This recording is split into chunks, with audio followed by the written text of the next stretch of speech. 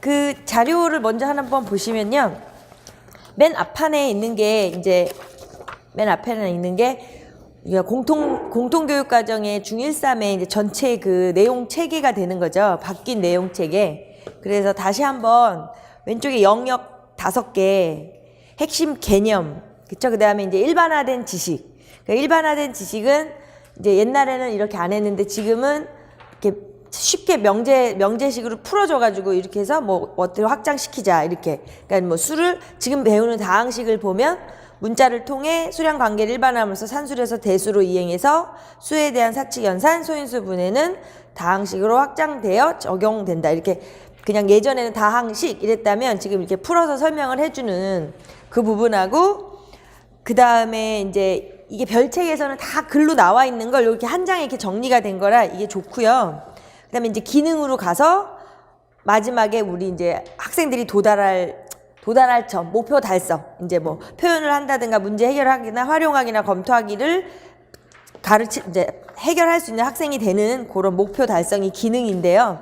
여기서 우리가 문자와 식에 지금 다항식, 방부등식 요 관련돼서 이렇게 보시면 내용 요소 있죠, 요소. 자, 내용 요소는 뭐 구체적으로 저번에 이제 시험에 출제가 된 적도 있는 것처럼 그걸 떠나서 전체적으로 중학교 3년 애들에게 커리큘럼이기 때문에 모르면 안 돼요. 예. 그래서 우리가 지금 다항식에서 중1, 그러니까 이게 사실 1, 3학년군이지만 1, 2, 3 순서대로 이제 가르치고 있는 상황이고요. 거의 뭐 우리나라 전체 다 그렇죠. 그래서 이제 오늘 거기 다항식의 곱셈과 인수분해라는 거하고 밑에 2차 방정식, 그러니까 말하자면 그게 중3 거죠. 그러니까 항상 이 전체적인 머리가 아직 세부적인 게 없어도 전체적인 게 머릿속에 다 있어야 되기 때문에 중3의 다항식 곱셈과 인수분해 2차 방정식 영역이 지금 아직 그 부분만 개정된 책이 아니고 현재도 중학교 3학년은 이제 2009 과정 안에서 하고 있는 거죠. 내년이 돼야 바뀌어요. 그래서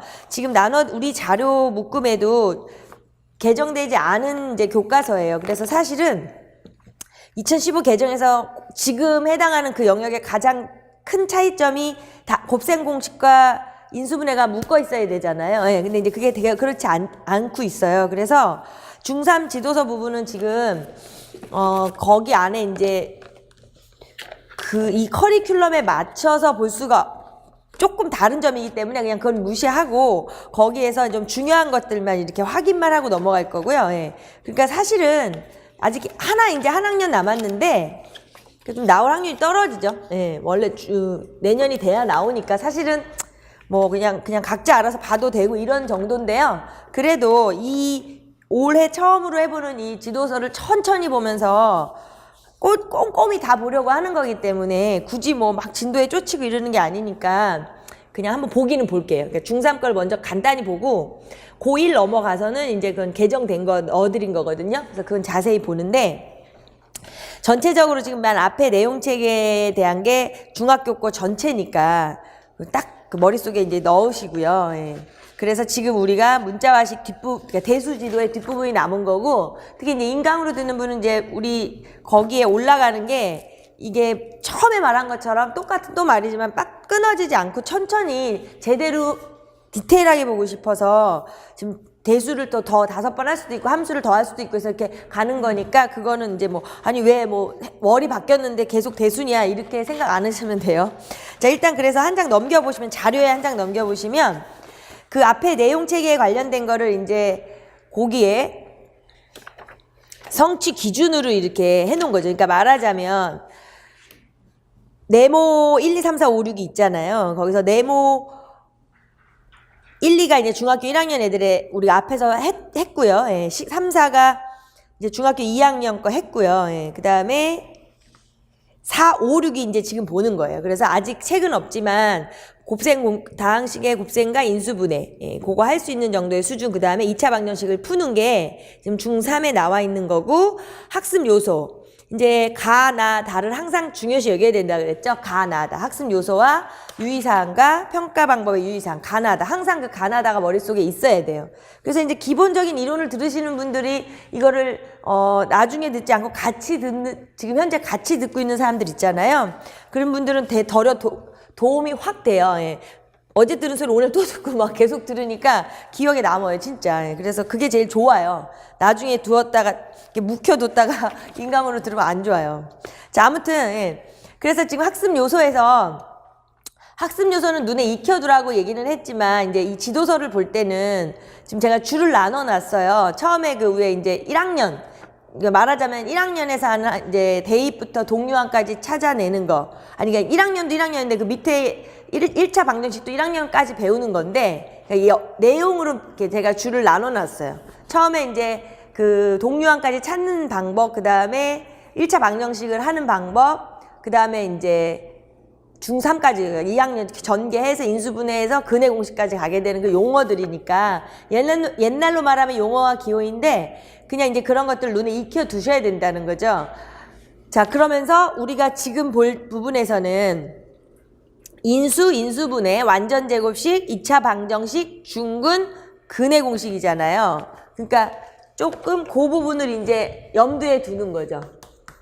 그러니까는 이게 나눠서 보는 거니까 지금 이제 거의 끝부분으로 와서 중3, 고1로 와버렸기 때문에 그 이론을 할 때는 이걸 좀 이론적으로 배우는 건데요. 지금 이제 지도서로 보는 부분에서는 또 같은 내용이지만 관점이 살짝 다른 거니까 이제 이렇게 보는 거예요. 그래서 그걸 굳이 막 뭐 학습 요소를 막 보고 앉아서 외우고 이럴 필요는 없고 이걸 할 때 이제 만들어 버리면 된다 이 소리예요. 그러니까 지금 요걸 왜 써놨냐면 이제 지도서를 볼 거니까 그걸 눈여겨 봐야 돼요. 그 요소 안에 있는 거에 대한 그 용어라든가 저기를 어떻게 도입하는가, 어떻게 설명하는가, 저 안에서 뭐 누구의 이론을 어떻게 적용하는가 이제 우리가 그걸 봐야 되니까 그 학습 요소에서는 항상 그걸 보고 그 다음에 이제 항목, 다항목은 사실 우리가 다 외우고 있는 거죠. 외우고 있어야 되는 거예요.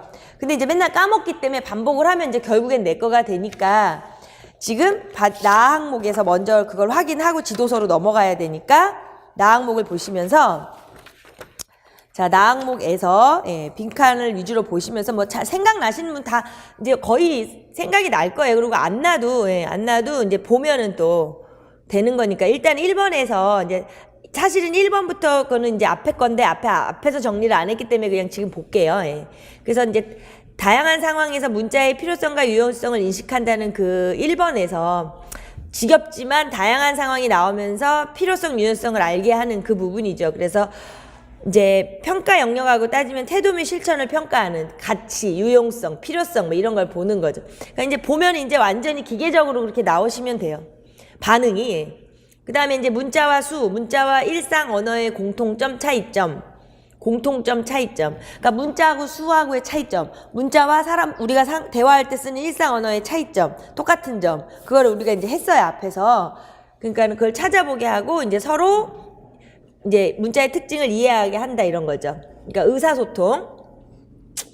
의사소통을 좀 확인하고 싶은 거고 그 다음에 이제 중학교 2학년에 가서 3번에 지수법칙을 했죠. 그래서 지수법칙은 지수가 자연수인 걸 했어요. 자연수. 그리고 이제 다항식의 나눗셈에서 다항식 이제 여기서부터가 이제 지금 복잡해지는 뭐 다항식을 단항식으로 나누어 몫이 다항식이 되는 경우만 다룬다.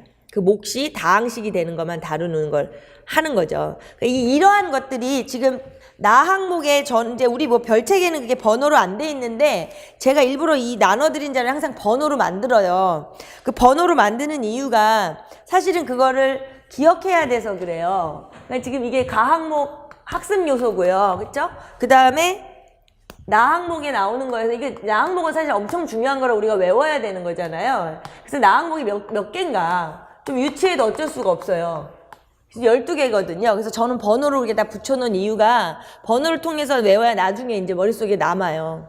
그래서 지금 이제 4번에 이제 했고, 그 다음에 5번도 마찬가지로 방정식, 부등식 얘기만 나오면 나오는 거잖아요.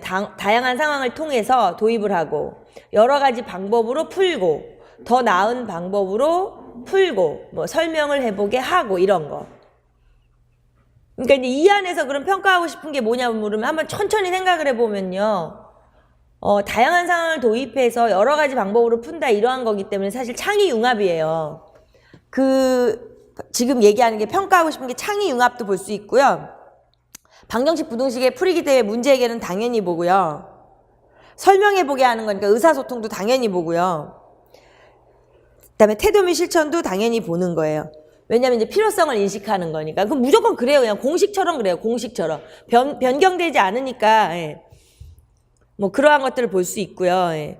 그 다음에 6번에 방정식 부등식을 활용을 해서 실생활 문제를 해결하고 유용성과 편리함을 인식한다. 이제 이건 똑같이 활용 부분을 보는 거죠. 활용. 이것도 어차피 유용성 나오면 벌써 태도 및 실천이죠. 문제 해결은 당연한 거죠. 방정식 부등식의 활용이니까. 그 다음에 창의 융합까지 보는 거죠. 태도, 문제 해결, 태도 및 실천, 문제 해결, 창의 융합. 그 다음에 방정식과 부등식 해가 문제상에 적합한지 확인하게 하는 그 부분에서 우리가 평가하고 싶은 거는 이제 문제 해결력을 평가하는 거지만 거기서 강조하고 싶은 건 반성이죠. 반성. 문제 해결의 후에 반성 능력을 강조하고 싶은 게 지금 그런 거죠. 자, 그 다음에 이제 수에 대한 사칙 연산과 그래서 8번부터가 이제 중3 인수분해로 넘어가면서 소인수분해가 다항식으로 확장될 수 있음을 이해하게 한다. 이 8번을 잘 보시면서 중학교 1학년에서 배웠던 소인수분해를 중학교 3학년 애들이 인수분해할 때 중학교 1학년의 소인수분해를 이제 상기시켜가지고 숫자만 그렇게 하는 게 아니야. 뭐 정말 쉬운 걸로 하자면 뭐 이렇게 할 때요. 숫자만 나누는 게 아니라 다항식도 이제 이렇게 인수분해를 할 거다. 뭐 이제 이런 걸 지도한다는 그 뜻이에요. 이제 지도서에서 볼 거니까. 일단 그리고 9번에서 지금 거기서 이렇게 명시를 해준 이유가 사실은 이 나항목 평가 방법상의 교수학습 방법상의 유의사항인 저 나항목을 새로 자세하게 지금 기술한 이유가 평가 문항의 난이도를 조절하기 위해서죠. 그러니까 선을 넘지 말으라는. 그러니까 지금 거기서 인수분해도 옛날로 치면 엄청나게 많은 공식이 있는데 이제 거기 선을 넘지 마라. 거기에 준해서만 지도해라. 이거기 때문에 이제 아예 명시를 해버린 거고요. 그러니까 뭐 그 교사들이 이런 걸 볼 때 인수분해에 대한 그 선을 지키기 위한 가이드라인이지 그걸 보기 위한 게 아니니까요. 예. 10번. 그러면서 이제 인수분해 역관계를 이해하고, 그러니까 다항식의 곱셈, 그러니까는 곱셈 다항식의 곱셈하는 곱셈 공식하고 인수분해를 같이 묶어버려가지고 중3에서 한꺼번에 하는 게 2015 개정에 변화된 내용이기도 하지만 그걸 지도할 때 그렇기 때문에 역관계를 이해해서 하고 유사한 관계를 찾아보는 활동들도 시켜보자 뭐 이런 거죠. 그러니까 이제 여기서도 뭐 말하자면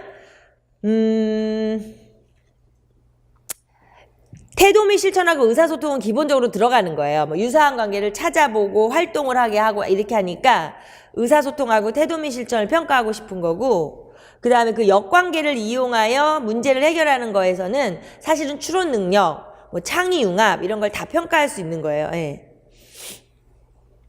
항상 평가하고 연결을 시켜야 돼서.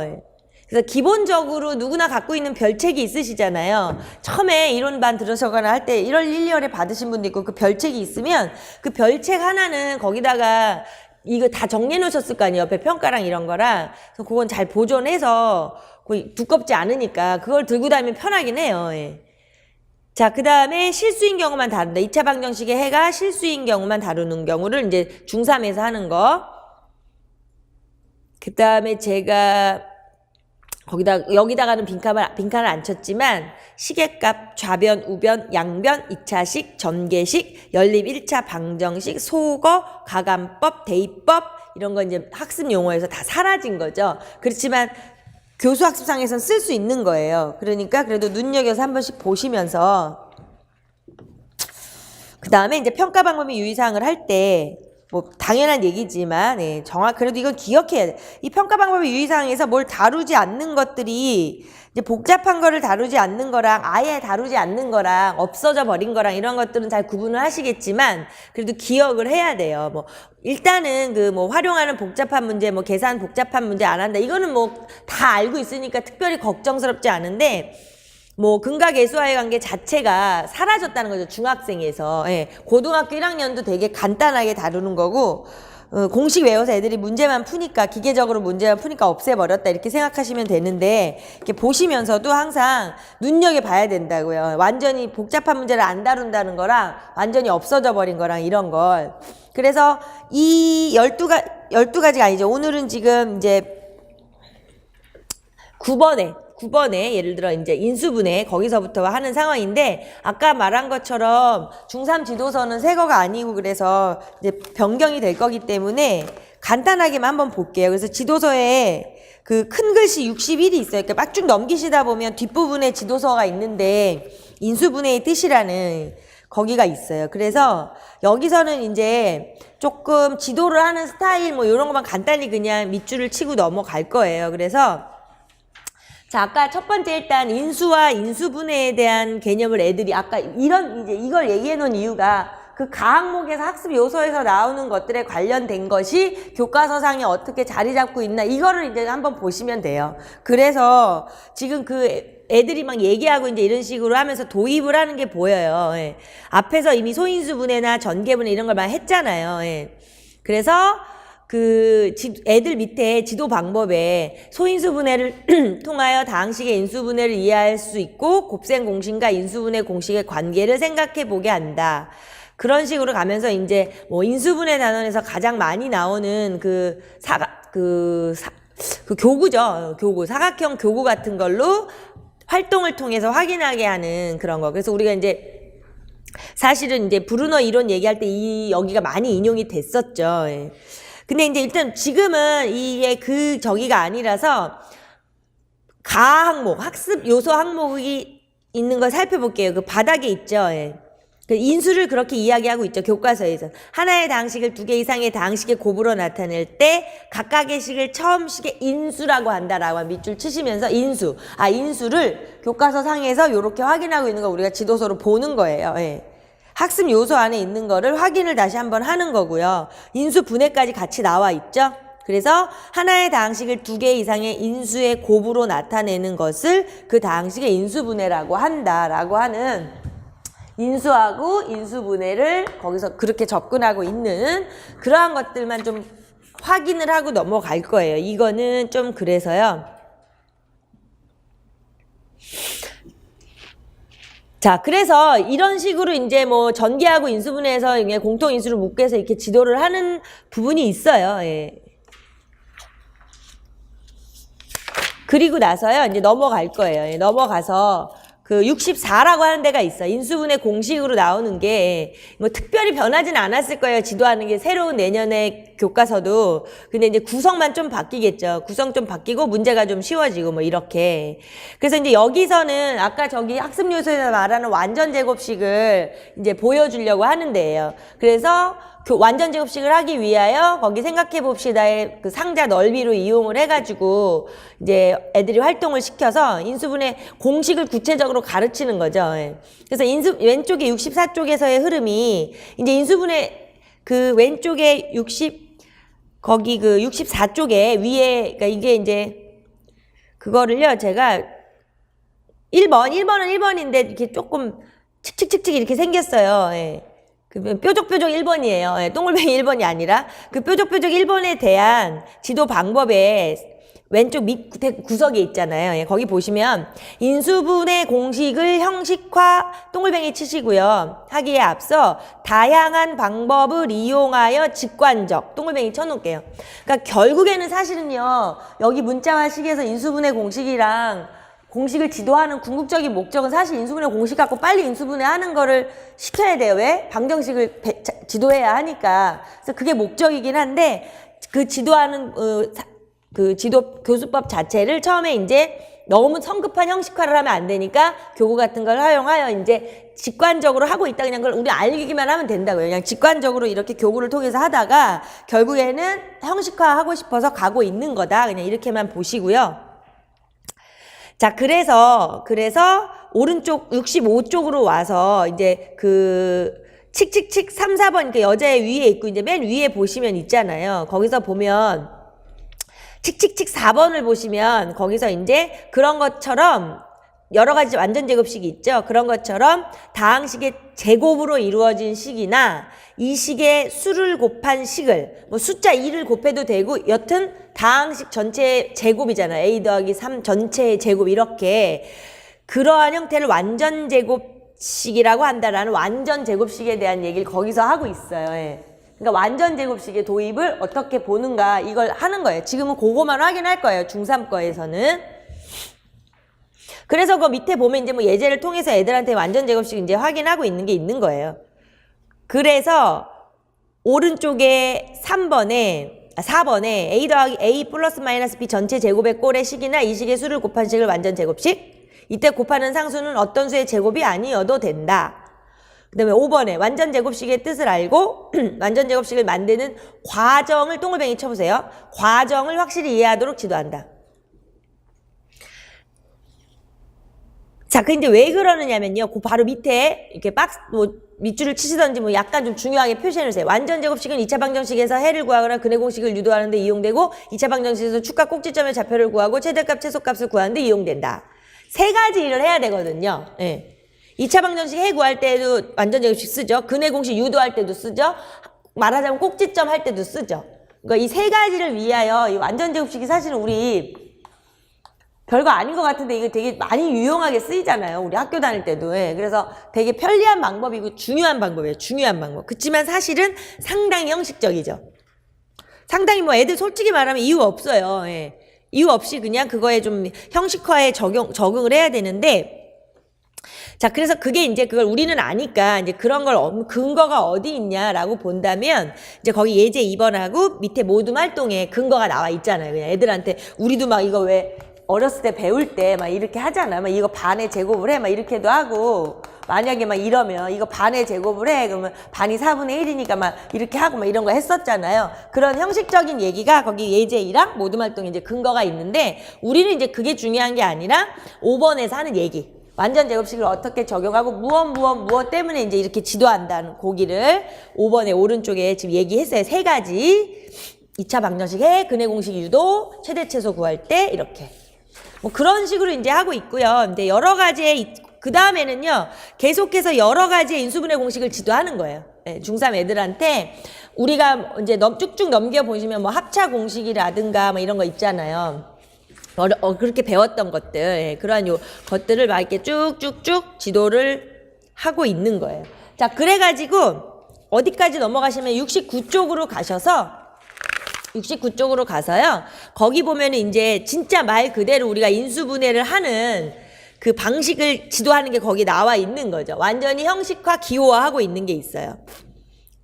그래서 그런 것들은 시험에 인용이 되지는 않아요. 예, 예. 그런 것들은 인용이 되지는 않는데 우리가 이렇게 한번 보는 거예요. 거기 69쪽에 이게 칙칙칙 16번, 17번 보이시죠?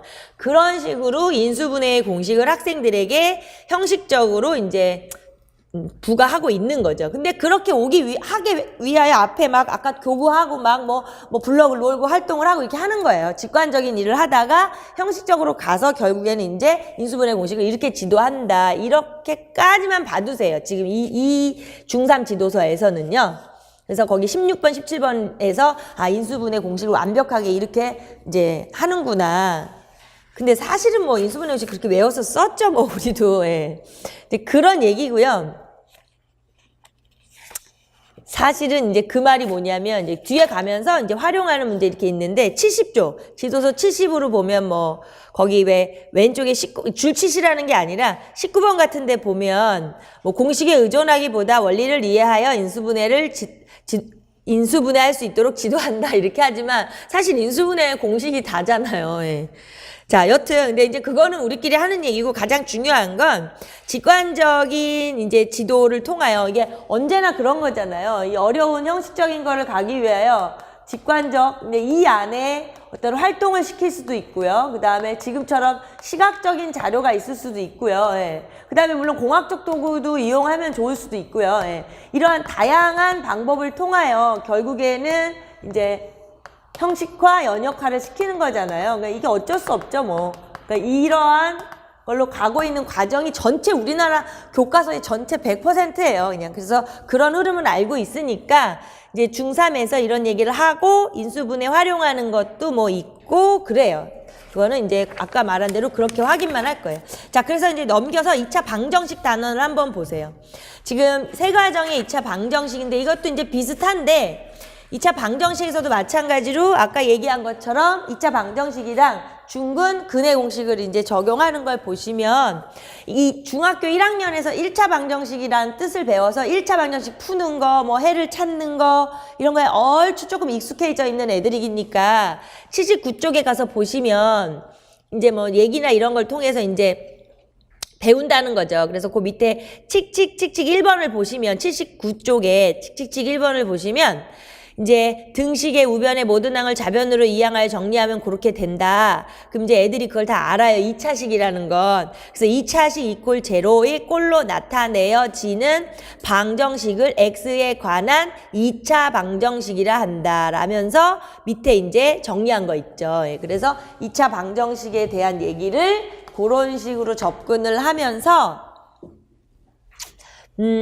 오른쪽에 가서 보면은 바로 옆에 있죠. 2차식과 2차 방정식의 차이점을 설명하여 혼동하지 않게 한다. 그쵸? 그러니까 2차식과 이퀄 제로까지 만들어지는 방정식, 그걸 이제 헷갈리지 않게 하자 이런 거죠. 근데 중요한 거는 2차 방정식의 정의를 내린 다음에 80쪽으로 가서 2차 방정식의 해를 구하는 방법이 중학교 1학년이든 부등식이든 방정식이든 했던 그 표를 만들어서 그쵸? 거기 지금 80쪽에 있는 것처럼 아까 얘기한 것처럼 마찬가지예요. 일단 어떠한 해를 구하기 위한 이쪽으로 가기 전에 여기에서 하는 그 일이에요. 거기도 마찬가지로 지금 여기서는 그렇다면 표를 만들어서 일일이 구체적으로 찾아가는 일을 하고 있잖아요. 예. 그래서 뭐 마이너스 2 넣어보고 뭐 넣어서 좌변 우변 이렇게 딱 구별을 해서 해를 찾는. 그래서 그 밑에 이와 같이 옆에 2차 방정식을 참이 되게 하는 x의 값을 2차 방정식의 해 또는 근이라 하고 2차 방정식의 해를 모두 구하는 것을 2차 방정식을 푼다. 1차 방정식일 때랑 똑같아요. 그러니까 우리도 그냥 사실은 2차 방정식을 처음 지도할 때 학생들에게 표를 만들어서 구체적으로 구체화시켜서 하는 그걸 그냥 이렇게 하는구나 라고만 보시면 돼요. 자, 그러면서 하나 추가된 게 넘겨서가 되겠군요. 네, 넘겨서 보시면 81쪽에 지도 방법 오른쪽에 보면 이제 5번에 왜 방정식의 개념 지도에 공학적 도구를 사용할 수 있다 있죠. 네. 이제 여기 부분 정도가 뭐 공학적 도구 활용이 나오면 방정식에 사용하는 거 많이 나오고 우리가 지난 시간에 앞에 교재 연구책 파트에서 봤던 그 내용들이에요. 네, 그래서 이제 지금 이 방정식 개념 지도에서 말하자면 좀 조심을 해야 할게요. 이제 말하자면 여기잖아요. 2차 방정식의 개념 지도를 하는 데 있어서 지금 보시는 것처럼 조금 전에 설명을 하고 나서 아까 표를 그렸어요. 예, 표를 그려가지고 해를 다 확인을 한 거죠. 그쵸? 표를 통하여 해를 확인을 했어요. 그 다음에 지금 얘기하는 이게 지금 공학적 도구. 공학적 도구에 되게 있어요. 자, 근데 이제 이게 문제가 좀 되는 게 뭐냐면, 처음에 방정식의, 2차 방정식의 해를 구하는 개념 수업을 일단 해야 하는 입장에서, 이 타이밍을 잘못 맞춰서 함부로 공학적 도구를 넣어버리면 애들이 위험할 수가 있어요. 그럼 그러니까 아까 같이 표에서 x 넣고 답을 찾아가지고 이제 해를 구하는 일을 해봐야 되는데 하지 않고 지금 여기에 보는 것처럼 섣불리 엑셀 프로그램이나 이런 걸 이제 막 빨리빨리 넣어버리면은 방정식 해의 개념을 지도하는데 이제 위험함이 따르기도 해요. 그래서 사실은 이제 이 뒤에 지금 여기처럼 개념 수업 다 하고 연습 문제 좀 푼 다음에 지금 좀 뒤에 가서 개념의 마무리 단계에서 지금 여기서처럼 지도 방법에서처럼 뭐 엑셀 같은 프로그램을 써갖고 이제 식을 대입을 해가지고 결과를 확인을 한다는 거죠. 그러면 이제 아까 자기가 표에 대한 거를 생각하면서 이제 우리가 다 손으로 일일이 했는데 이거 여기 컴퓨터에 넣어서 해도 이거 다 된다 막 이렇게 하면서 이제 더 개념에 확신을 갖는 거죠. 그러면서 그 밑에 이와 같이 밑에 보시면 방정식의 개념, 즉 x의 값에 따라 참이 되고 거짓이 되기도 하는 식의 의미를 학생들에게 실제적인 경험을 통해 부각시키고 그 해의 의미도 이해한다. 그럼 그 옆에다가 반성, 요것도 써놓을게요. 반성. 그러니까 뭐냐면 해가 틀렸어요. 바로 확인을 하는 거죠. 틀렸네, 이건 아니야. 해가 맞아. 그러니까 그런 방정식 풀이에서 제일 중요한 게 반성인데요. 그거를 즉각적으로 즉각적으로 일어나니까 얘네들의 이해가 더 빠르다는 거죠. 빨리빨리 아 이거 아니야 버려 값을 취해 버려 값을 취해 이렇게. 그래서 여기 나오는 공학적 도구를 활용할 수 있다라는 것은 가급적이면 개념 초기 단계가 아니라 개념 마무리 단계가 더 좋다. 이제 이런 걸 좀 기억해 두시고요. 예, 그냥 그거예요. 자, 그 다음에 또 중3의 그 2차 방정식의 풀이에서 지금 아까 열심히 인수분해들을 이제 배운 거를 활용을 하는 그게 그 다음에 있는 얘기예요. 중3 애들에게. 그래서 이제 2차 방정식이 뭔지를 알아서 표를 만들어서 겨우 풀 수 있는 수준의 애들이에요. 그래서 그쪽에 이제 애들이 막 뭐예요? 이렇게 뭐 판넬 들고 있잖아요. 그 들고 있는 거에 대한 이제 설명을 하는데 이거 되게 애들이 어려워하죠. 예. 그거 되게 어려워하는데 일단은 그 애들 4명 좀 봐보세요. A 곱하기 B가 0이 되는 경우 찾은 거죠. 둘 다 0, A만 0, B만 0, 둘 다 0이 아닌 거, 뭐 이런 것들을. 그러니까 이러한 것들을 통하여 이제 2차 방 인수분해를 통해서 풀게 하려고 이걸 이제 지도를 해요. 그러면서 2차식을 통해서 3번이 아마 뒤로 넘겨보시면은 3번 넘겨보시면 이제 푸는 방식을 거기 예제 3번인데 지도 방법 3번의 오른쪽에 보면 2차식을 1차식의 곱으로 바꾸는 과정, 1차 방정식을 푸는 두 과정, 그러니까 번호를 매겨 놓을까 봐요. 1번 2차식을 1차식의 곱으로 바꾸는 과정, 2번 1차 방정식을 푸는 과정 이렇게 바꿔놓고 푸는 거죠. 그러니까 바꾸는 거는 이제 바꾸는데 푸는 건 아까 앞에서 말한 것처럼 2개 곱해서 0 나오는 그거에 대한 거를 이제 설명을 한다는 거죠. 자, 그래서 거기 그 교과서로 보이는데 위쪽 중간에 써 있죠. 2차 방정식의 좌변을 1차식의 곱으로 인수분해할 수 있을 때에는 앞의 방법을 이용한다. 이제 이 소리인데 인수분해를 이제 드디어 앞에서 본 인수분해를 적용하는 거를 여기서 이제 보여주고 있는 거예요. 그러면서요, 예, 그냥 그 푸는 방법을 보여주고 있다는 거예요. 그러니까 아까 여기에서 인수분해를 풀어서, 그러니까 이러한 것들을 가지고 이쪽으로 넘어오는 이제 그런 상태를 그냥 확인을 해보자는 거예요. 예. 살짝 바뀔 거라서 확인만 그냥 할게요. 자, 그렇게 넘어가면서 왜 그 84로 가서요. 84로 가서 여기서 이제 여기 이제 아까 얘기한 저 중근이 나오는 거예요. 중근에 대한 얘기가 그 위에 있죠. 예. 그 x제곱 마이너스 2x 플러스 1의 0이라는 완전 제곱식인 걸 알아요. 앞에서 배웠기 때문에. 그래서 그거를 가지고서 인수분해하는 걸 배워보고 눈으로 진짜 확인을 해서 x가 1 나오는 걸 확인을 하는 거죠. 그렇게 해서 아 그럼 해가 똑같은데 그러면 하나야? 2개야? 뭐야? 막 이렇게 하다가 이제 2개는 2개인 거예요. 예, 2개는 2개인데 겹쳐서 중근이 되는 거기서 써있죠. 2차 방정식의 해가 중복되어 서로 같을 때 이 해를 주어진 2차 방정식의 중근이라 한다. 학습 요소에 나와 있는 최소한의 용어 이거 가항목을요. 교과서 안에 있는 거에선 봐둬야 된다 그 소리를 하는 거예요. 예. 그래서 중근 거기 중근은 정확히 잘 봐두시고요. 그래서 이제 뭐 중근을 구하는 그 애들의 뭐 의사소통이나 이제 이러한 것들이 나오는 거예요. 근데 거기는 그냥 넘어갈 거예요. 그래서 넘어가서 그 다음에 이제 뒤로 가서요. 예.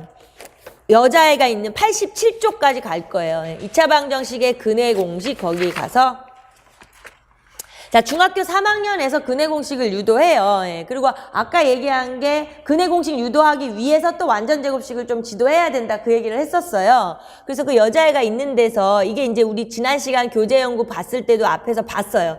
여자애가 이제 뭐 설명하고 있잖아요. 예, 그래서 빈칸에다가 숫자를 채워 넣는다 이런 식으로 이야기하는데 그거를 통해서 그 밑에 칙칙칙 13번 그게 이제 교재 연구에 인용이 다 되는 거죠. 그래서 왼쪽과 오른쪽을 비교하는 거잖아요. 그러니까 학생들에게 처음에 사실은 왼쪽처럼 하는 게 좋으냐 오른쪽처럼 좋으냐 이게 정답은 없죠. 좀 잘하는 애들은 왼쪽처럼 하면 싫을 수도 있어요. 근데 못하는 애들은 오른쪽처럼 하면 싫을 수도 있어요. 그러니까 정답이 있는 건 아니에요. 그런데 우리가 이제 새로 바뀐 2015 개정에서 모든 이러한 어려운 것들을 할 때 사실은 구체적인 예를 들어서 지도한 다음에 일반화를 시켜라 하기 때문에 그냥 확률적으로 왼쪽의 방법 보이면 그 숫자를 가지고 하는 걸 통하여 오른쪽에 일반화 AX제곱 플러스 그걸로 확인을 시켜라 뭐 이런 얘기가 있어요. 예. 근데 뭐 정답은 아니지만 예. 그래도 왼쪽에서 오른쪽으로 가는 게 더 나을 수도 있어요. 그래서 그 말이 그 위에 지도 방법에 있어요. 13번에 볼게요. 근해 공식을 곧바로 유도하면 학생은 어려움을 느낀다. 그래서 이제 구체적인 동글뱅이 쳐놓으시고요. 그래서 근을 구하는 과정을 설명한 후 근을 구하는 과정을 이와 비교 설명하여 문자 개수의 변형 과정을 자연스럽게 이해할 수 있도록 지도. 지금 그 칙칙칙 13번에 대한 얘기를 하는 거고 그거는 이제 많이 인용이 됐던 거긴 하지만 그래도 중요하고요. 우리가 기억할 건 비록 바뀔지언정 중3에서의 근해 공식을 유도하는 거는 요렇게 유도한다는 거는 봐두셔야 돼요. 예. 중3에서 아까 완전 제곱도 마찬가지예요. 완전 제곱식도 유도하는 거, 근해 공식도 유도하는 건 중3에서는 요렇게 하고 있다라는 거는 알고 있어야 돼요. 그런 다음에 이제 설명드려야 되는 내용인데요. 예, 그거는 이제 다른 걸로 보고요. 이건 이제 거기까지 중3 보는 건 그렇게 할 거예요. 예, 중3은 그렇게만 확인을 할게요. 근데 누가 막 이렇게 어려운 가장 질문 있잖아요. 막 이게 바뀌니까 그럼 중3을 아예 한 번도 안 보면 안 돼 이렇게 질문을 하는 사람이 있잖아요. 예. 근데 확률은 떨어져요. 예, 이거 개정된 게 나올 확률이 높아서. 그러니까 사실은 이제 중3은 지도서를 본다기보다는요. 그냥 이제 나가는 자료를 변형된 내용이나 이걸 보는 게 더 좋고요. 자, 이제 고등학교 세계예정 맨 뒷부분에 있는 그 부분은 이제 좀 자세히 볼 거예요. 그래서 우선은 먼저 아까 자료에 그 고등학교 과정 있죠? 뒤에 선택 중심에 거기 먼저 한번 보고요. 자, 제가 그렇게 다 따로따로 해서 표로 만들어 드리는 거니까 그런 걸 이제 좀 정리해서 본인 걸로 제발 만드셔야 돼요. 예, 미루면 안 되고요. 이게 한국말이잖아요. 쉬워서 뒤에 가서 공부해야지 이런 사람이 많은데요. 그러면 안 돼요. 나중에 보자는 거 하나도 안 무서워요. 자, 일단 그 내용책의 성취 기준에서 이거 고등학교 1학년 공통이죠. 그러니까 공통 과목 수학이죠. 그래서 5개 영역 보시면서 아까도 얘기했지만 핵심 개념, 일반화된 지식, 그다음에 내용 요소, 기능 똑같아요. 이거는. 그래서 거기에서 마찬가지로 내용 요소는 이제 단원명이나 마찬가지고 커리큘럼인데 일단 우리가 지금 해당하는 게 문자화식의 첫 번째 보시면 그 내용 요소 다항식의 연산 나머지 정리 인수분해 이 부분에 관련된 것이 상당히 그러니까 말하자면 책이 너무 얇아졌어요. 쉽게 말하면 엄청 줄여버려가지고. 예. 그리고 복소수 2차 방정식, 2차 방정식, 2차 함수, 여러 가지 방정식과 부등식 이렇게. 그래서 여기서 특이한 점이 이제 방정식하고 함수를 묶어버렸다는 거, 방정식하고 부등식을 묶어버려가지고 예. 이제 다 좀 많이 크게 바뀐 거나 마찬가지예요. 옛날 기준으로 하면. 여튼 지금 문자화식 첫 번째 해당하는 그 내용 요소의 1, 2, 3, 1, 2, 3. 1, 2, 3, 1, 2, 3 그걸 보는 거예요. 내용 요소에. 그래서 다항식, 나머지 정리, 인수분해, 방정식, 함수와의 관계 뭐 이런 걸 보는구나 하는 그걸 알아야 돼요. 뭘 하는지 그냥 대수지도를 하니까 대수지도를 하는갑다 이렇게 원론적인 걸 볼 필요는 없어요. 우리 시험에 맞춰서 공부를 하는 거니까 원론적인 걸 볼 게 아니라 우리도 그야말로 구체적인 걸 기억해야 돼요. 구체적인 걸. 그래서 넘겨서 이제 그 구체적으로 지금 얘기한 것처럼 다항식의 연산 안에 나머지 정리, 뭐 인수분해, 복소수 이게 쭉 있잖아요. 이제 그게 사실 이제 배워야 될 애들의 성취 기준이니까 거기까지 뭐 지도해야 되는 거예요. 그러니까 말하자면 다항식 사치 연산을 시켜야 되고 항등식의 성질이랑 나머지 정리 이해를 시켜서 나머지 정리를 지도해야 되고 인수분해를 가르칠 거고 뭐 그런 얘기가 되는 거예요. 거기에 그 성취 기준이 별게 아닌 것 같은데 지도서 지금 우리가 막 이렇게 쭉쭉쭉 살펴볼 때 말이 많잖아요. 잡다한 말이. 그거보단 이 성취 기준을 그럼 정확히 봐두는 게 나은 거예요. 이 성취 기준에 있는 뭐 아무거나 찝어서 보면 복소수와 2차 방정식의 뭐 두 번째 거 볼까요? 그럼 2차 방정식의 실근과 허근의 뜻을 안다. 그러니까 이게 사실 중요한 거라고. 1차 방정식 실근과 허근의 뜻을 아는 그 부분을 그러면 지도서에서 어떻게 하고 있지? 그럼 사실 거기 가서 찾아보면 돼요. 그걸 찾아보면 예를 들어 지도서가 사실 지금 우리 이렇게 같이 볼 때나 겨우 보지 이거 되게 재미없고 지루한 거거든요. 그러니까는 이게 되게 이 별책에 있는 이 자료가 되게 중요한 거라는 거예요. 그래서 마지막 6번에 한번 찍어볼게요. 6번에 두 번째, 세 번째 보시면 미지수가 2개인 연립 2차 방정식. 그러니까 미지수가 2개인 연립 2차 방정식? 그럼 그게 뭔가? 그럼 그걸 지도서에서 찾아보면 되는 거예요. 그 다음에 미지수가 1개인 연립 1차 부등식? 그걸 또 찾아보면 된다고. 그러니까 그 지도서 그 많은 어마어마한 양을 다 어떻게 그거 하겠어요. 출제를 내거나 뭐를 하는 사람도 별책을 보고 참고를 한다는 거죠. 예, 그러니까 이게 사실 되게 그럴 때 활용할 때 되게 중요한 거예요. 그러니까 마지막에 보면 2차 부등식과 2차 함수의 관계를 이해하고, 그럼 관계를 이해하고 한번 머릿속에 생각하면 그거 어떻게 해야지? 관계 이해하는 걸 어떻게 지도하든가, 이게 궁금하잖아요. 그러면 지도서를 그걸 보는 거라고요, 우리가. 그 다음에 2차 부등식이랑 연립 2차 부등식을 풀 수 있다. 어떻게 풀게 하지? 그걸 가서 찾아보는 거예요. 예. 그래서 지금은 이제 고1은 중3은 빨리 정리를 한 거고요. 고1은 오늘 다 못 볼 수도 있는데 그거는 상관없어요. 예. 천천히 볼게요. 그래서 우선은 그 학습 요소 한번 또 보시고, 거기 학습 요소, 이거는 아까 중3 거였고요. 예. 학습 요소가 용어와 기호잖아요. 나머지 정리, 인수 정리. 그럼 이런 거예요, 이런 거. 뭐, 이런 거를 지금 어떻게 지도하게끔 하는가, 지금 그거를 보는 거예요, 그거를.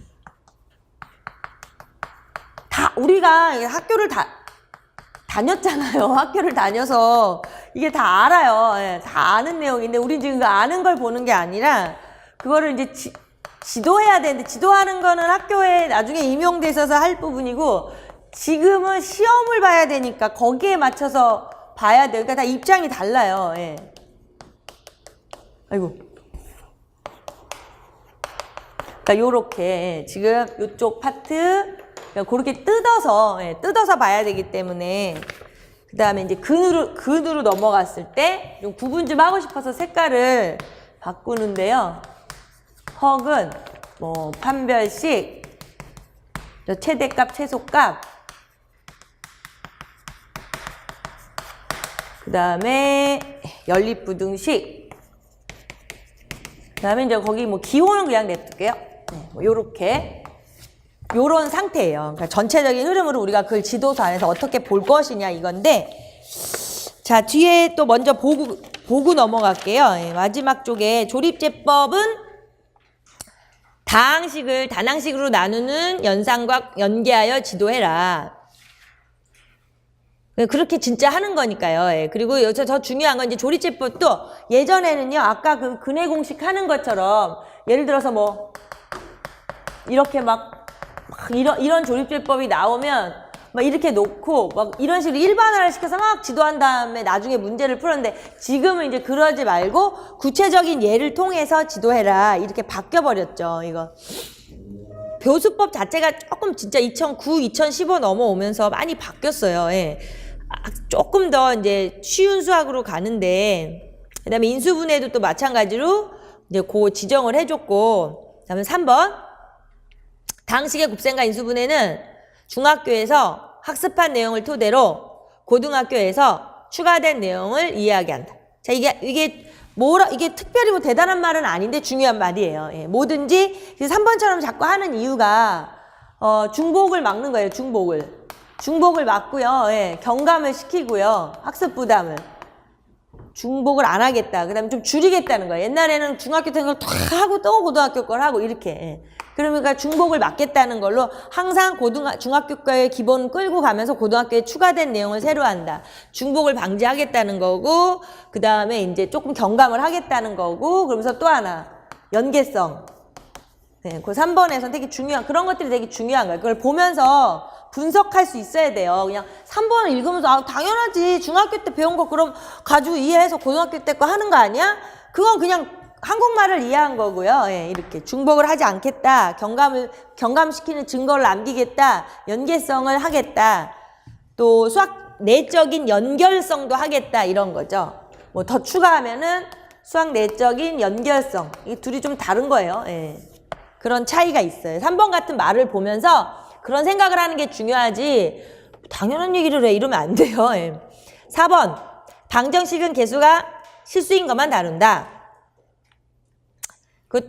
이것도 사실은 다 애들이 옛날에는 이런 거 안 했잖아요. 방정 막 개수가 실수가 아닌 것도 했어요. 허수인 것도 하고. 그러니까 말하자면 뭐 이렇게 막 이런 거 하고 그러면 되게 어렵잖아요. 그러니까 이제 이런 거 다 안 한다 이 소리죠. 결국에는 학습량 경감이고 수준에 맞지 않은 걸 한 거니까 애들에게. 자, 5번 이차 함수의 최대 최소값은 자, 이런 거 보면서 떠오르는 것. 이차 함수의 최대 최소값은 중3에서 이사 온 거예요. 그쵸? 예. 중3에서 이사 온 이유도 여러 가지가 있지만 제일 중요한 거는 이제 중복 안 하겠다. 경감, 학습 부담을 경감하겠다는 건 이제 쉽게 하겠다 그거거든요. 예. 그러니까 이차 함수 최대 최소 보면서 생각해야 돼요. 아, 중3에서 이사 온 애고 어려우니까. 쉽게 말하면 어려우니까 이사 온 거고요. 그 다음에 이제 중복 안 하겠다는 거죠. 중복 안 하고 경감시키겠다. 뭐 이런 거. 그래서 최대값, 최소값 자체가 아까 여기서 살고 있어요. 고1의 학습 요소에서 살고 있는데 단원 자체가 이사를 와버렸으니까 학습 용어도 이사 온 거예요. 예, 그런 것도 잘 봐둬야 돼요. 재작년 문제는 그런 게 출제됐었기 때문에 이런 거 이 안에 어떤 게 있는가 이런 걸 잘 봐둬야 돼요. 자, 그 다음에 그래서 이제 실수 전체뿐만 아니라 제한된 범위에서도 구해라. 뭐 이런 거. 6번은 1차식과 2차식이 각각 한 개씩 주어진 경우 두 2차식 중 한 2차식이 간단히 인수분해되는 경우만 다룬다. 그러니까 1차랑 2차랑 섞여 있는 연립 2차 방정식을 말하는 거예요. 미지수가 2개인 연립 2차 방정식. 미지수가 2개인 연립 2차 방정식을 지도할 때 그 하나 2차식이 되게 지저분한 애들이 나오잖아요. 그럴 때 인수분해 되는 걸 하라는 건데 이제 이따 지도서에서 볼 거니까 머릿속에 기억을 잘 하시고요. 7번 방부등식을 이용하여 시세 문제를 해결하는 경험을 통해 수학의 필요성과 유용성을 인식하게 한다. 그 다음에 또 그러니까 수학의 필요성 유용성, 예, 필요성, 유용성 하시면 돼요. 그리고서는 8번인가? 예. 8번에서 연립부등식은 중학교에서 학습한 연립부등식은 이제 중학교 보면서 또 생각해줘. 재작년 문제였지만 중학교 2학년에서 이사 갔어요. 예, 중학교 2학년에서 이사 간 게 연립부등식이에요. 그러니까 중학교에서 없어진 거죠. 그런데 그걸 지도하고 싶은데 중학교에서 학습한 뭘 바탕으로 하라는 거예요. 중학교는 이제 연립부등식 안 하니까 연립 1차 방정식을 내용으로 하라는 거죠. 연립 1차 방정식을 토대로 지도하라는 거죠. 중학교에서 연립 1차 방정식을 배웠으니까. 그래서 그렇게 A, B, C 그런 것도 하고 뭐 여러 가지 다루어라 이 소리예요. 그 다음에 제가 아마 마지막에는 또 빈칸을 뚫어놨는데 거기 들어갈 게 이제 여섯 개가 들어가면 돼요. 6개가. 그러니까 뭔 말이냐면 고차 방정식 같은 것들, 그러니까 3차 방정식, 4차 방정식. 9번에 들어갈 말이요. 3차 방정식, 전 이것만 쓸게요. 3차 방정식, 4차 방정식 이런 말은 이제 요소에서 빠져버렸어요. 그 고차 방정식은 잘 안 다루니까. 그 다음에 연립 2차 방정식 빠져버린 것들을 그냥 한번 써보면 우리가 기억에 나거든요. 연립 2차 방정식 말해가 연립 1차 부등식 연립 2차 방정식 연립 1차 부등식 그럼 똑같아요. 2차 부등식 2차 부등식 연립 2차 부등식 예. 뭐 이러한 것들이 이제 빠져나간 거. 지도 교수학습상에서는 사용할 수 있지만 빠져나간 거라 나중에 그걸 뭐 외우고 이러는 게 그럴까봐 이럴 때 한 번씩 그냥 보시라고. 자, 그리고 제가 거기다가는 다항목에다가는 밑줄을 쳐놨는데요. 복잡한 인수분해 안 다룬다. 뭐 이런 건 아까 말한 것처럼 평범하게 복잡한 문제를 다루지 않는 거에 대한 이야기인데요. 여기는 이제 이게 있어요. 활용이요. 항등식, 나머정리, 인수정리 활용하는 거, 판별식 활용하는 거, 2차 방식, 근과 계수에 관계 활용하는 거 이런 부분들도 이제 다 빼버린 거예요. 그러니까 사실은요 가장 큰 변화가요. 지금 얘기하는 나머지 정리, 인수정리, 조립제법, 다항식 전체가 완전히 많이 줄어버렸어요. 한 뭐 반 이상이 다 나간 거예요. 어려운 문제는 아무것도 안 하고요. 정말 구체적인 예를 통해서 딱 방법만 지도하라고 해서 이 새로 개정된 거 보시면 진짜 간단하게 바뀌어버렸어요. 너무 얇아졌어요. 그래서 해놓은 거고요. 그 다음에 근과 계수와의 관계가 고등학교는 줄어드는 거지 빠진 게 아닌 거 헷갈리지 마시고요. 그 차원에서 그 차원에서 이제 그 나항목 같은 거 이런 걸 잘 기억을 하시면서 그 뒤에 넘기면 바로 그게 고등학교 걸 거예요. 한번 보세요. 고등학교 다항식 연산에서 글씨가 훨씬 이쁘고 이렇게 바뀌어진 게 새 개정 책이에요. 글씨가 되게 예쁘고 바뀌어진 게. 자, 일단 거기에 보면은요, 그래서 이제 좀 친절하게 막 개념 막 이렇게 잘 해놨는데 우선은요, 여기도 다시 한번 같은 말이 반복이 되지만 이제 잘 밑줄을 쳐놓을게요. 이제 그 지도 목표가 있어요. 지도 목표. 지도 목표가 있죠. 거기에서 이제 지도 목표에서는 뭐 당연히 뭐 가르치고 뭐 능숙하게 한다 어쨌든 이런 건 다 같은 얘기죠. 뭘 할 수 있게 당연히 다항식의 연산이니까 다항식 사칙연산 지도하는 건 당연한 얘기인데 자, 그 2번을 보세요. 2번을 보시면 중학교에서 배운 다항식의 기본 성질로부터 곱셈 공식을 유도할 수 있고 이를 이용하여 식을 전개할 수 있게 한다. 그래서 이건 이제 왜 그냥 밑줄 쳐놓으시면서 이게 개정에서 말한 걸 이제 근거가 이 교과서 보시면 나오는데요. 다 옆에 막 중학교에서 배웠어요. 이게 그 밑에도 있어요. 뭐 배웠어요 하고 이렇게 이쁘게 말풍선이 있어요. 배웠어요? 배웠어요? 이렇게. 그러니까 그게 사실은 2015 개정에서 아까 얘기한 점 되게 중요한 부분이에요. 예. 뭐 중복하는 거랑 학습 부담을 경감하겠다는 거랑 그 다음에 이제 연계성이랑 이러한 부분을 이제 뭐 나름 열심히 이제 만든 거죠. 근거에 맞춰서 만들어 놓은 거죠. 중복을 안 한다는 거랑. 예. 자, 그러면서 그래서 이제 그런 얘기 때문에 한 거고요. 자, 그 다음에 유의점이라는 건 이제 보면서 볼 거니까 그냥 보면서 볼게요. 그러니까 먼저 이게 이제 새 거는요. 좀 작아요. 교과서를 작게 해가지고 페이지 2개를 넣어놓고 왼쪽에 설명이 있거든요. 그래서 교과서 페이지 지도서 페이지만 이렇게 왔다 갔다 할 수 있으니까 조금 집중을 해서 보고요. 먼저 교과서에 있는 걸 한번 훑어보고 지도서에 있는 걸로 자세하게 줄치고 표시를 해놓을 거예요. 자, 일단은 이제 가장 중요한 게 뭐 화면이 나오면서 어쩌고저쩌고 하는 거에서 학생들에게 이제 그 위에 그 내림 정리하는 거. 오름차순, 내림차순으로 정리하는 부분이 그냥 있는 거예요. 그러니까 그게 다항식을 어떻게 정리하는가에 대한 이유를 이제 하는 거라면 어렵고 중요한 건 아닌데, 일단 개념 1, 교과서에 있던, 지도서에 있던 그 개념 1에 대해서는 항상 줄을 쳐 놓으세요. 다항식 어떻게 정리할까? 다항식의 뺄셈과 덧셈 어떻게 할까? 이거 있잖아요. 뭐 그러한 부분이 있어요. 그래서 목끼리 정리한다, 뭐 이러한 것들을. 그래서 거기 이제 다시 지도서로 내려와서 다항식의 연산을 할 때 동류항끼리 모아서 하는데 이미 중학교 1학년에 동류항을 배워요. 중학교 1학년 얘네들이. 근데 여기 와서 이제 크기 순으로 나열하는 내림차순, 오름차순. 오름차순이 안 되죠, 발음이.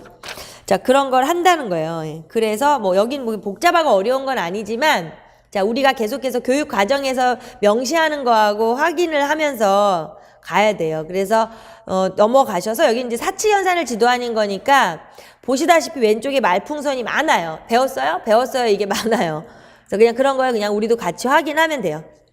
개념 2에 이제 덧셈 뺄셈 어떻게 할까 이걸 지도하는 거예요. 자, 여전히 그 교과서 안에서는 여기서는 특별히 많이 볼 건 없고요. 그 지도서 쪽에 왼쪽에 개념 2 밑에 중학교 때 한 거랑 똑같아요. 그냥 밑줄만 쳐놓을게요. 다항식의 뺄셈은 덧셈으로 바꾸어 계산.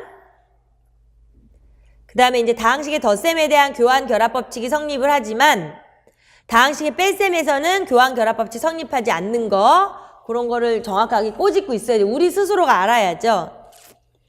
그리고 나서 이제 곱셈 지도할 때 어떻게 하냐면 지금 지도서에 있는데 검은 4, 5, 6, 7, 8, 9 이런 데 보는 거예요.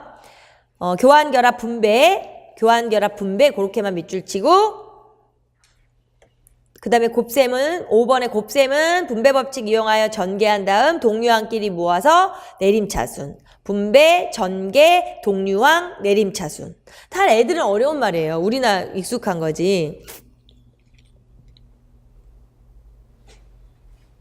그 다음에 이제 뭐 6번에 뭐 중학교 거 찾아서 확인하고 이제 하여튼 여기는 전체적으로 그냥 덧셈 뺄셈 곱셈을 중학교 때 한 걸 다시 한번 리뷰를 하면서 가고 있는 거예요. 덧셈 뺄셈 곱셈 나눗셈까지 가는데 일단 나눗셈으로 와서 보세요. 나눗셈으로 지금 58쪽으로 넘어왔어요. 그래서 개념 4 다항식의 나눗셈 어떻게 할까 이 소리예요.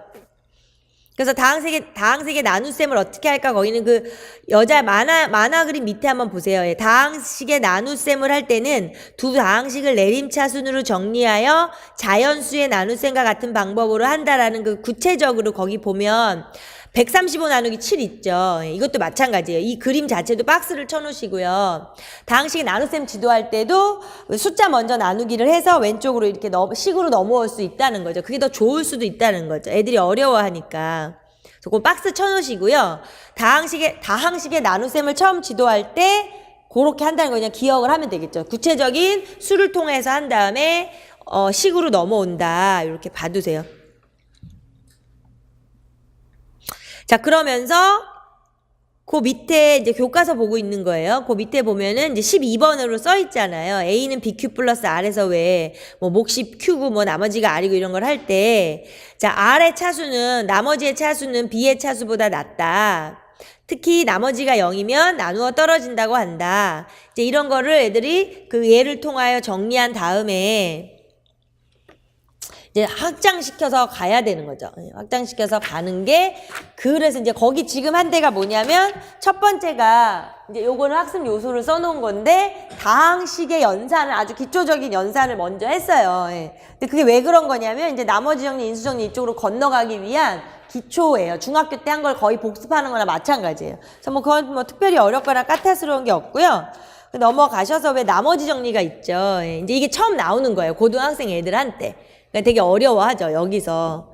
그러니까 이제 아까 얘기한 미정계수법부터 하는데 항등식은 중학교 때 배웠어요. 그러니까 아무튼 그런 것들을 좀 생각해야 돼요. 아, 얘네들이 항등식을 중학교 때 배웠어? 안 배웠어? 뭐 이런 것들. 그런 거를 아직 사실은 이제 학교에서 좀 경험이 있으시면 좀 괜찮은데 아니면 그게 헷갈릴 수 있거든요. 자, 그래서 그 여자에 있는 교과서를 좀 먼저 볼게요. 거기서 이제 항등식은 어떤 성질이 있을까? 이러면서 그 여자의 밑에 이제 설명을 하고 있죠. 항등식에 대해서. 등식하고 항등식에 대해서.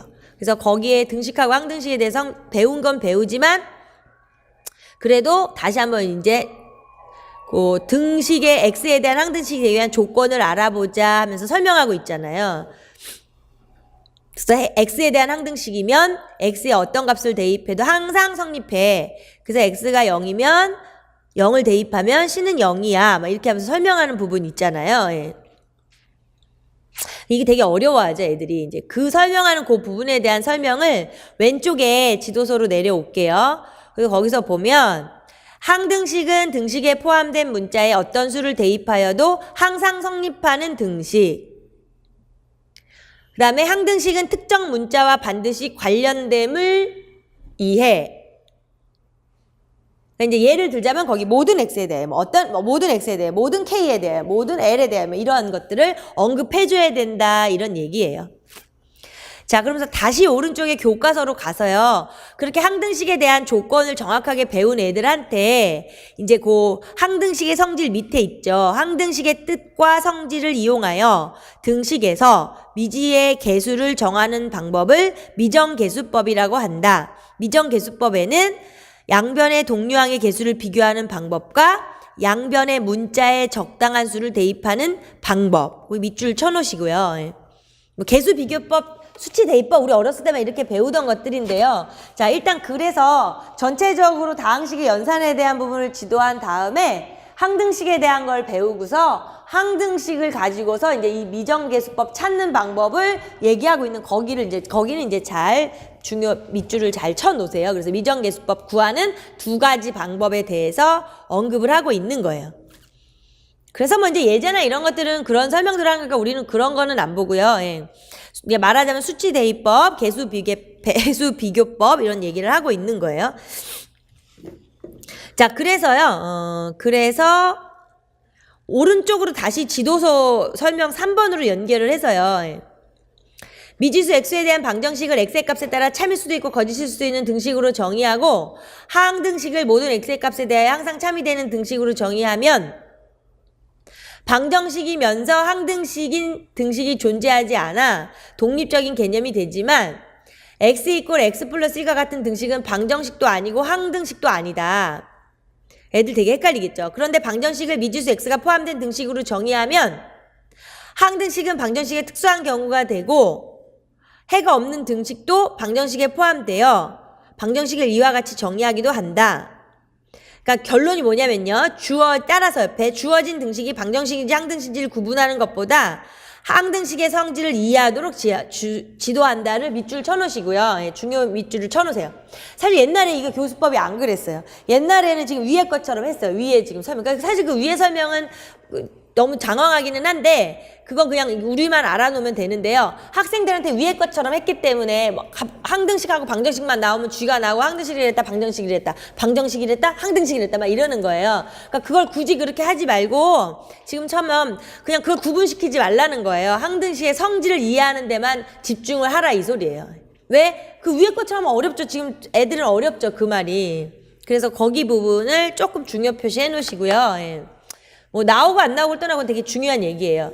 예, 그렇게 바뀐 부분이. 그 다음에 그리고 하고 나서 이제 요걸 하는 거예요. 나머지 정리하고 인수 정리를 요렇게요. 예. 뭐 나머지 정리하고 인수 정리하는데 고기를 이제 그 갸우뚱하는 애 보이잖아요. 남자애가. 예. 자, 그래서 그 갸우뚱하는 이제 그걸 가지고 밑에 볼게요. 예. 다항식 px를 1차식 x-알파로 나누었을 때 몫을 q, 나머지를 r이라고 하면서 이제 px는 나누는 항등식을 만들었죠. 그래서 x에 대한 항등식이고 항등식이니까 양변에 x에다 알파를 넣어보자. 그래서 이제 r 이꼴 p 알파다 이런 걸 이제 찾아내겠죠. 예. 그럴 때 이제 그거를 정리해서 나머지 정리를 지도한다는 거예요. 그래서 그 밑에 보시면 왜 px를 1차식 x-알파로 나누었을 때 나머지를 r이라고 하면 r은 p 알파가 된다. 그래서 이제 그게 나머지 정리가 되는데 이게 뭐 우리는 쉬운데 이걸 되게 어려워해. 애들이 되게 어려워하더라고요. 그냥 왜 이걸 하나 이래 애들이. 그냥 애들이 왜 나머지 정리를 왜 하나 이런다고요. 그래서 사실은 결론은 이거예요. 나머지 정리가 됐든 인수 정리가 됐든 이것도 나머지 정리, 인수 정리에 대해서 문제를 풀 때는 푸는데 도대체 저걸 왜 하는가 이걸 되게 어려워하기 때문에 이거에 대한 이제 베이스로도 사실은 이제 항등식의 개념을 계속 가지고 가는 이제 그렇게 가야 돼요. 항등식의 개념으로. 그래서 항등식의 성질이니까 항등식의 성질을 만족하기 위하여 x에다 알파를 넣는 그런 항등식의 성질을 계속 거기다 주지시켜야 된다 이 소리예요. 나머지 정리, 인수 정리 이거 잘 몰라요 애들이. 그래서 왼쪽에 밑에 보시면 그 검은 5번 같은 5번으로 내려와서요. 나머지 정리는 다항식 1차식으로 나눌 때 나눗셈을 하지 않고 간편하게 나머지를 구할 수 있지만 몫은 구할 수 없다. 그래서 나머지 정리하면 이렇게라도 막 해요. 애들이 워낙 어려워하니까. 또한 2차식 이상으로 나눌 때는 특수한 경우에 하나 나머지 정리를 간접적으로 이용하여 나머지를 구할 수 있음을 이해해. 그러니까 지금 제가 조금 전에 얘기한 것처럼요. 6번을 중요 표시해 놓으시고요. 밑에 6번을요. 나머지 정리의 결과만을 형식적으로 고착시키지 말고 항등식의 성질에 별표를 해놓고요. 항등식의 성질을 이용하여 얻어진 과정을 이해하게 하는 다른 상황에 활용할 수 있도록 한다까지 밑줄을 치세요. 나머지 정리, 인수 정리를 애들은 잘 모른다. 모르죠 당연히. 그렇기 때문에 거기에는 중요한 건 차라리 항등식의 성질로 이끌고 가야 된다. 이런 얘기가 돼요. 인수 정리도 마찬가지예요. 나머지 정리나 인수 정리나 똑같은 거니까 그 밑에서 연결 인수 정리까지 좀 볼게요. 나머지 정리에 따라 다항식 px를 1차식 x-알파로 나누었을 때 나머지를 뭐 똑같죠. 아까랑 똑같지. 근데 p 알파가 0이면 나누어 떨어짐을 알 수 있다.